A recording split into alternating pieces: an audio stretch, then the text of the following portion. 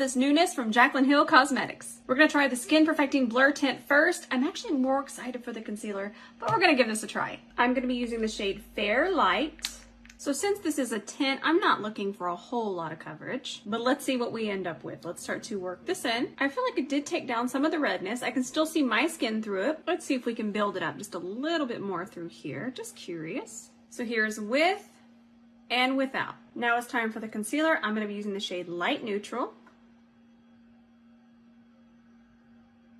Let's start to work this in. I love it. I love the consistency of it. I love the color. I feel like this is a concealer I'm definitely going to be reaching for, but we still have to see how it wears. So I haven't set it yet. Here it is with and without. So I went ahead and set with my favorite powder. I'm gonna go finish my face and we'll be back to inspect it. Okay, so I finished my makeup. It's been about 20 minutes. Remember, I powdered my entire face and I feel like we're getting a little shiny. To be honest, this just isn't a product I feel I would gravitate towards again.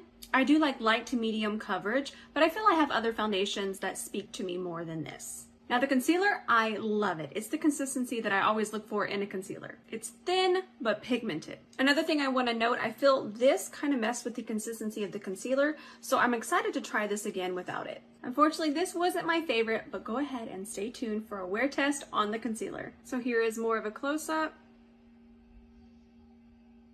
Let me know what you think.